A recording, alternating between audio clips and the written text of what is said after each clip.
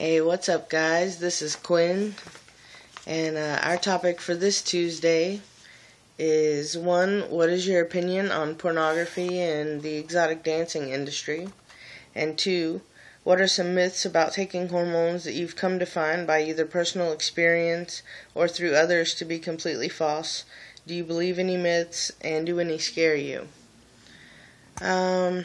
First of all, I'll tackle the first one first. What's my opinion on porn and exotic dancing? I am very much pro both of those. Whatever you want to do with your life, more power to you. I enjoy both of them, especially since I've started T. I really enjoy the first one. So yeah, whatever floats your boat, whatever makes you happy. Let's see, the second question.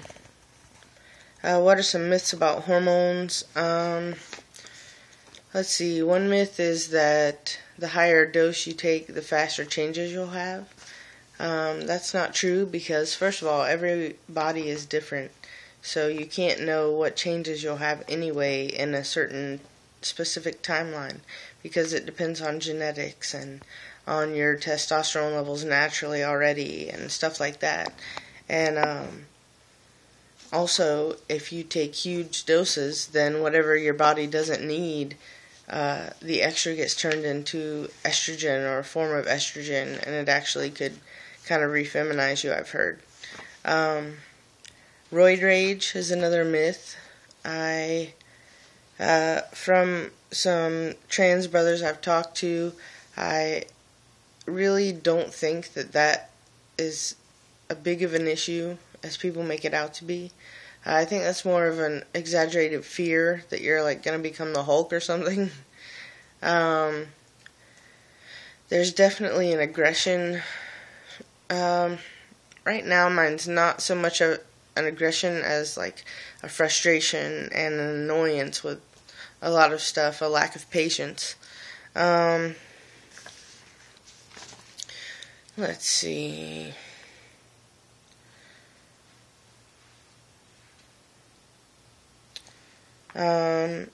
The gay myth that testosterone will make you gay if you don't identify as gay already. I do not believe that myth. However, my wife, that's her biggest fear because statistically it seems like it's such a high percentage of FTMs that go from liking females to then liking men after they take testosterone. And I don't think that really has anything to do with the hormone itself. I think that it has to do more with, and I could be wrong, I'm just offering my own opinion and viewpoint here, so as not to offend anyone. But I think that basically people that appear to have changed sexual preferences or sexualities after transitioning medically is because like when you're pre-everything, you kind of feel, trapped. And of course, some people probably wouldn't want to explore sexually if they didn't feel comfortable with themselves. So then they take T and they start to feel confident and comfortable with themselves and come into their own, and they start to be comfortable enough to explore things sexually. And then they find out, ooh, I like boys. That's just my opinion on it. I don't think that someone such as me who likes women as much as I do, so attracted to them, could ever just, flip-flop like that because of testosterone. And I also think if that were possible, that something could, kind of make you gay or make you straight or whatever, Jerry Falwell would have bottled that shit by now, and he would have been injecting worldwide. No offense to Jerry Falwell lovers. Let's see. Do any of the myths scare me? Yes. I've made a short list here. I guess my biggest physical fear is that because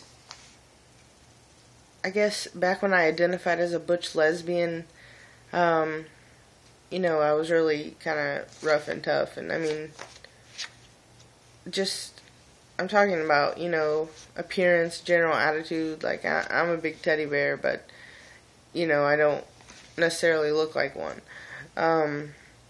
And so one of my biggest fears is that I will look like an effeminate male. Not that there's anything wrong with that. I'm kind of afraid that, whatever masculine traits I have pre-T, after testosterone, maybe the traits that I have because I was culturally raised as a female will come through a lot, and I will kind of seem effeminate, which would be weird because I've always been butch, for lack of a better word. Masculine, I guess, would be a better word. Another fear, baldness and hair loss. Nobody wants that. I don't know, maybe Vin Diesel doesn't care, but I care. I also don't want to be exceptionally hairy. I have pretty blonde hair anyway, so I mean I can't even see my arm hair, so that's a good thing. None of the men on my mother's side even have chest hair, and they all have all their hair except my grandpa, who's like 86, and he's going bald in the middle.